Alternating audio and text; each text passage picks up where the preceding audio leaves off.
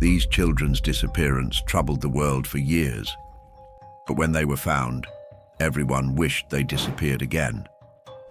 The same young spirits that once brought joy to their families now brought heartbreaks and puzzling questions to communities. Who are these children? What happened to them that turned their existence upside down? Why do these baffling child mysteries forever remain unsolved? We will find out together in this new episode of Secret Origins. Welcome. In the 12th century, England's news outlets caught fire. One story lay on the lips of every villager, the front page of every newspaper, and on the records of every storyteller. And this is why. Two children, a young boy and an older girl, walked out of the woods in the village of Woolpit.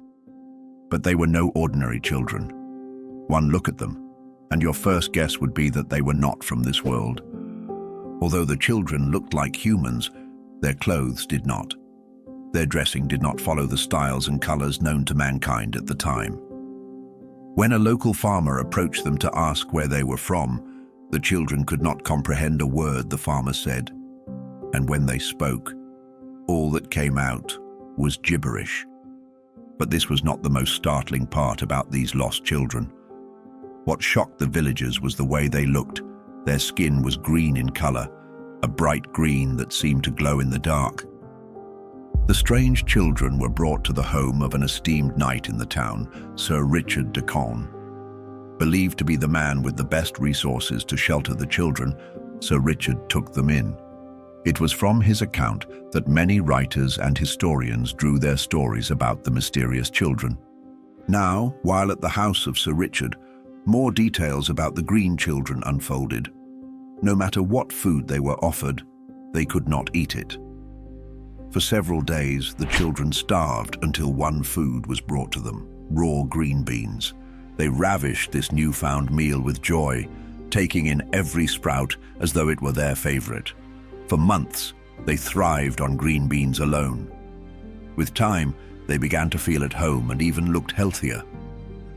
Under the care of Sir Richard, they gradually tried out the regular foods consumed by the villagers.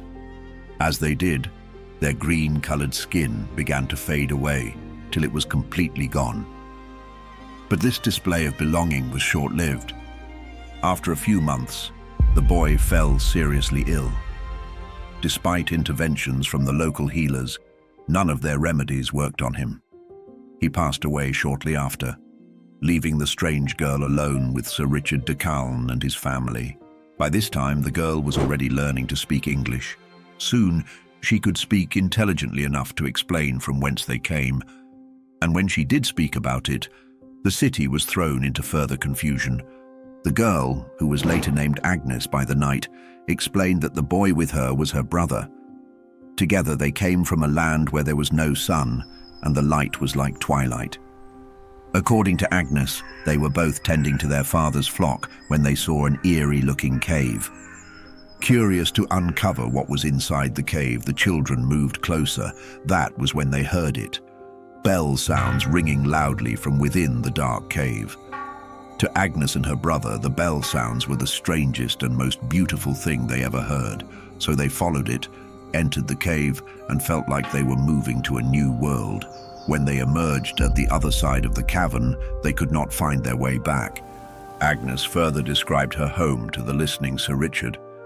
She said they came from an underground village called St. Martin's Land.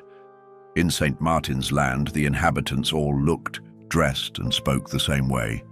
There was no daylight in the village, and everyone had green skin. Agnes recalled how lush and green her world looked. Although she spoke with light in her eyes and utmost sincerity, her descriptions did not fit anywhere on planet Earth.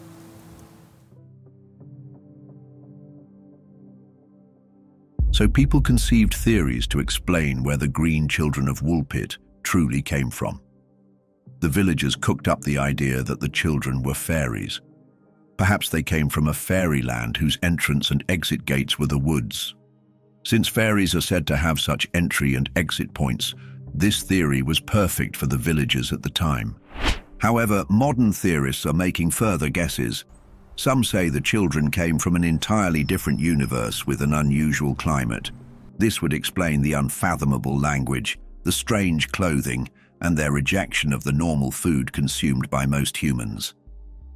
A more recent theory making the rounds is the alien thesis. Because of the recent research findings on extraterrestrial life, researchers wonder if Agnes and her brother were aliens who stumbled on our planet by mistake. That would also explain their green skin and initial bizarre behavior. Since the green children of Woolpit mystery happened a very long time ago, many people now consider it to be folklore. We would have too, except that there are accounts from writers who interviewed the children's caretaker, Sir Richard de Calne, and other eyewitnesses. One of these writers was Ralph of Coggeshall. His account was deemed most trusted by researchers because of his physical proximity to the source. However, Ralph told the story in a flowery manner. He inserted exaggerations where he could, adding to the mystery of the surreal story rather than demystifying it. Another writer, William of Newburgh, wrote about the life of Agnes and her brother in journalist style, sticking to the facts he got from trustworthy sources. But William's account was placed right under Ralph's, as he resided far north from Woolpit, a distance considered too far to have secured accurate details about the event. Despite the varying storytelling formats used by both writers, their records were similar. It was reported that Agnes stayed with Sir Richard for many years before marrying a royal official named Richard Barr. But the question about their origin remains. Modern scientists attributed their green skin to a condition called chlorosis. This is a type of iron deficiency that they believe could have plagued the children after wandering in the woods without good food. This explanation made more sense when historians suggested that the children were Flemish refugees from the then ongoing Battle of Fornham. What if they were orphaned from the war and fled to Woolpit to save their lives? This would have become the widely accepted theory, except that it was debunked by another historian. If the children were Flemish refugees and they did speak Dutch, surely an educated man like Sir Richard de Calne would have recognized it. On and on it goes, speculations and endless theories to explain who the children were, where they came from, and what their mission was. But to date, the mysterious green children of Woolpit remain unsolved. In April 1922, the city of Brittany, France, witnessed a disturbing event. 2-year-old Pauline Picard suddenly disappeared from her home without a trace, throwing her family into a frustrated frenzy. But when she was eventually found, her people had more regrets than joy. This is the mysterious story of Pauline Picard. In the small village of Goas-al-Ludu, Pauline played on the Picard family farm. Like any normal toddler, she wandered off in her playfulness. But when her mother searched for her, she was nowhere to be found. The Picard family set off a diligent search for their daughter. Over 150 able-bodied people went on a full-time job looking for Pauline. But the more they combed the farm and its surrounding environment, the more futile their search. The grieving family soon concluded that their daughter may have been devoured by the wild beasts of the forest. Even worse, perhaps, Pauline had either starved to death or passed away from harsh weather conditions. Gradually, the search became more passive than active. The memory of the child lingered on the minds of her family members, who hoped that one day they could see their lost daughter again. But they did not hope for long. 1 month later, the police visited the home of the Picard family with a familiar photograph.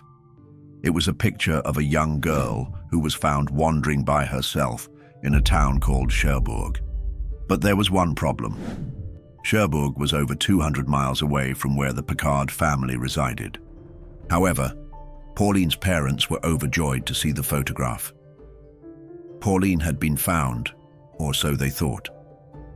They hopped on the next train to Cherbourg to retrieve their once-lost daughter. But when the Picards met the girl at Cherbourg, something was amiss. The youngster did look like Pauline, but there were other glaring discrepancies. The child did not speak or understand Breton, which was the language the Picards spoke at home. And no matter how much they tried to jog her memory, the child did not seem to remember them. This newly found Pauline had Pauline Picard's face, but showed no resemblance in personality or cognizance.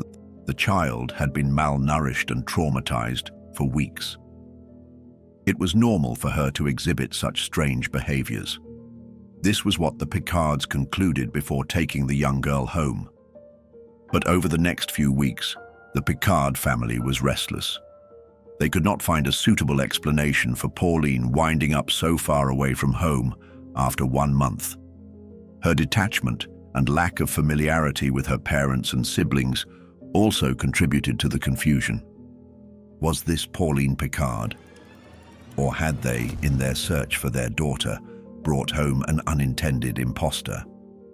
What if the real Pauline was still out in the woods and in grave danger?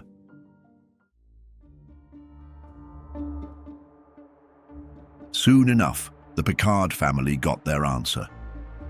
A few weeks after the new Pauline was retrieved from Cherbourg, a farmer was cycling past the Picards' farm when he found a horrifying sight. Barely 1 mile away from the farm lay the mutilated, naked body of a little girl. The hands and feet were missing, but this was not all. There were more disturbing sights to uncover. Beside the mutilated body was a set of clothes neatly folded.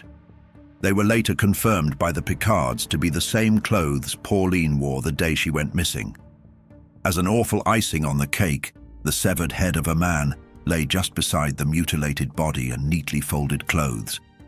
But it was unrecognizable as the face was already eaten by foxes. Once again, Goas al-Ludu was thrown into chaos with more questions than answers.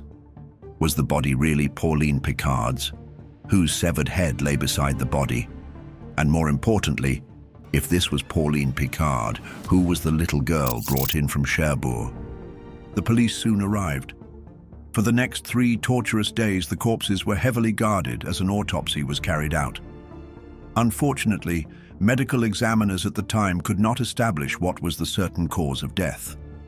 3 options were considered: violence and murder from an attacker, wild animals, or a sordid death from weather elements. But which one was true? Newspapers sold massive numbers with the headline, "2 girls, 1 slain resemble lost child." Although the police and the Picards concluded that the decomposing body was Pauline Picard, the discrepancies kept rising. How the body was found in an area that was thoroughly searched when the toddler went missing was unexplainable. This meant that whoever brought the body wanted it to be discovered. So, a search for suspects began. At first, the villagers pointed at a man named Christophe Keramon. Christophe was a farmer who occasionally worked for the Picards. But there was a twist. He had been imprisoned for rape 5 years before the Pauline Picard incident. On the 6th of April 1922, the same day Pauline went missing, Keramon visited the farm and paid close attention to Pauline Picard before leaving around noon. But the fondness was not new. Keramon would always cuddle the little girl and even promised to find her a good home in another town. It was said that the two had been alone together when the child disappeared. So, when the mutilated body was found, the police arrested Keramon. However, he was later released after his alibi had been checked out. The second suspect was a man named Yves Martin. Before the body was found, Martin had visited the Picard farm, acting uneasy and asking if the girl from Cherbourg was Pauline. After a while, he cried out, "God is fair, I am guilty," before laughing hysterically and running out from the Picard home. The next day, he was admitted to an asylum. This rendered whatever testimony he might have had useless. The townspeople deduced that Martin's breakdown may have been due to guilt from Pauline's death. However, the news carried that Yves Martin had suffered a brain injury before his bizarre confession. The Picard family tried to heal from the trauma of losing their child in such a gruesome manner. They buried the decomposing body with the day of death slated as the 6th of April 1922, the day she disappeared. As they lay her on the earth, they hoped to bury their grief alongside. It was clear that this case would remain unsolved. As for the foundling, the Picards returned her to Cherbourg after deciding that she was not the real Pauline. It became clear that she seemed younger than their daughter. She was renamed Marie-Louise Pauline and was entrusted into the care of the Franciscan Sisters of Notre-Dame du Vœu, where she died from the measles epidemic in 1924.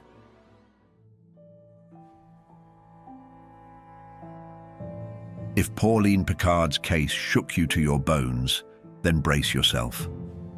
This similar story would leave you feeling more perplexed. In 1912, a boy named Bobby Dunbar disappeared during a family fishing trip. After 8 months, investigators found the child and returned him to the Dunbars. Many decades later, evidence surfaced to prove that the boy found in Mississippi was not Bobby Dunbar. So what happened to the real Bobby? And who was the foundling who lived his entire life as the missing child of the Dunbars? When Bobby Dunbar was only 4 years old, the Dunbars embarked on a family fishing trip to Swayze Lake in St. Landry Parish, Louisiana. On August 23rd, while on the trip, Bobby disappeared. Like in Pauline Picard's case, Bobby's parents invested every possible resource in looking for their child. The frantic search spanned for months. 8 months later, good news surfaced. A boy who looked like Bobby Dunbar was spotted with a man named William Cantwell Walters. The Dunbars were overjoyed. Their son had been found. But there was a problem. Although the authorities had seized Walters in wait for the Dunbars' arrival, Walters insisted that the child was not Bobby Dunbar, but Charles Bruce Anderson. According to Walters, Bruce was the son of a family help named Julia Anderson, and she had willingly granted him custody of the child. Julia Anderson showed up to back William Walters' testimony and confirmed that the boy was truly her son. However, Anderson confessed that she only let him take her son on a 2-day trip to see a relative. But Walters had been traveling around with her son for almost a year without her consent. The Dunbars were having none of this charade. They traveled down to see their lost son at once. One newspaper account said that once the child saw Leslie Dunbar, he screamed, "Mother," and embraced her. Another revealed that Leslie Dunbar said she was unsure whether the boy was her son. Some accounts insisted that the found boy even recognized Alonzo Dunbar, the younger son of the Dunbars, while some denied this. The matter was taken to trial for fair play for Julia Anderson. 2 mothers looking for their lost son. Who did the child really belong to? Anderson was given her chance to identify her son. 5 different boys were shown to her, but she could not accurately pick which one was Bruce Anderson. The news spread like wildfire. How can a mother not recognize her child at first glance? Anderson pleaded for a second chance. When she undressed Bobby, she confirmed from the moles and scars on his body that he was her son. But it was too late. Her initial lack of conviction weighed against the purported reaction of the child towards Leslie Dunbar. From that moment, the boy became Bobby Dunbar, and he was happily taken home to Louisiana, where he lived with the Dunbar identity till death. Since Julia Anderson was unmarried, merely a field help, and lacked resources, she could not pursue the case any further. She went home to North Carolina and let sleeping dogs lie. But sleeping dogs would not lie forever. In the year 2000, decades after Bobby Dunbar passed away, his granddaughter, Margaret Cutright Dunbar, would dig up the past. With her research came shocking revelations that threatened to tear the Dunbar family apart. Margaret combed newspapers and interviewed the last of Julia Anderson's children. Eventually, a DNA test was carried out on Bobby's son, Bob Dunbar Jr. The results showed that he was not related by blood to his supposed cousin, who was the son of Alonzo Dunbar. Once again, media networks went into a frenzy. If the boy who lived as Bobby Dunbar was a lie, where was the real Bobby Dunbar? What if Julia Anderson had been cheated off her child? There were questions but no answers. And to date, the mystery of Bobby Dunbar remains unsolved.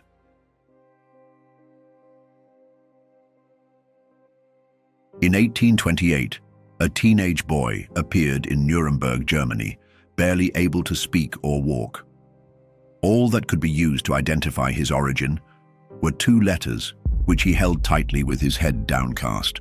The strange youth was taken to the house of Captain von Wesenig, a learned man to whom one of the letters was addressed. The anonymous author wrote that he has always had custody of the boy since he was an infant, teaching him to read and write, but never letting him leave the house. The second letter was purportedly written by the boy's mother to his caretaker. In this letter, she stated his name to be Caspar and his date of birth to be the 30th of April, 1812. Although both letters were confusing, the authors agreed on one thing.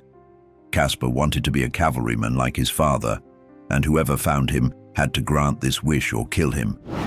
But of course, the letters were too suspicious to be believed. The 16-year-old boy was taken to the police station where he first wrote his full name, Caspar Hauser, and admitted to being confined by a captor all his life. Hauser kept exhibiting contrasting signs of timidity and intelligence. Sometimes he would speak gibberish and display a limited vocabulary. At other times, he showed an excellent memory and proved to be a quick learner. Physically, he looked and acted sickly, but while at the station, officers noticed that he could climb over 90 steps to his room by himself. Hauser added to the confusion by refusing every meal aside from bread and water.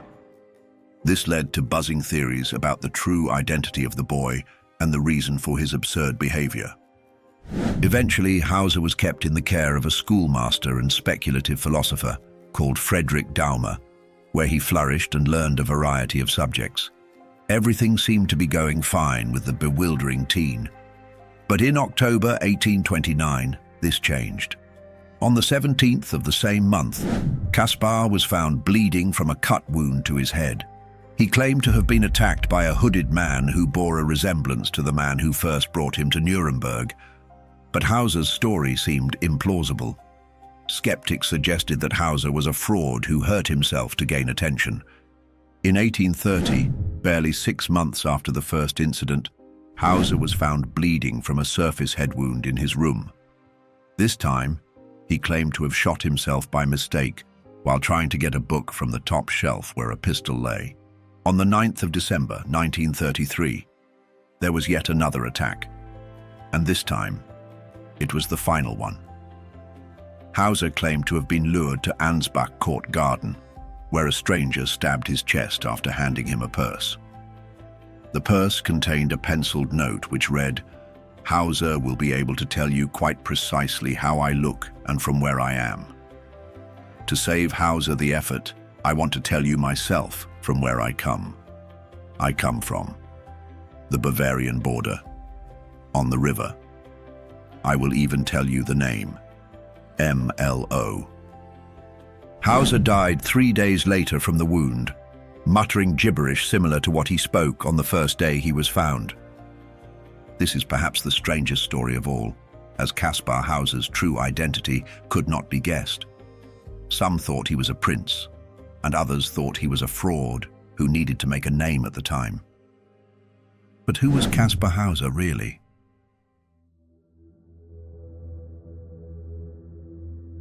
These are the stories of the most baffling child mysteries that remain unsolved. The Green Children of Woolpit, the mistaken Pauline Picard, Bobby Dunbar, who lived his whole life as a lie, and the infamous Caspar Hauser, whose identity eludes historians to this day. Where did these mysterious children all come from? Would it have been better for their families if they were never found? We also lack the answers. If you enjoyed this video, please drop a like and subscribe to the channel to be the first to get more of our videos. Keep your minds open, and until we meet again.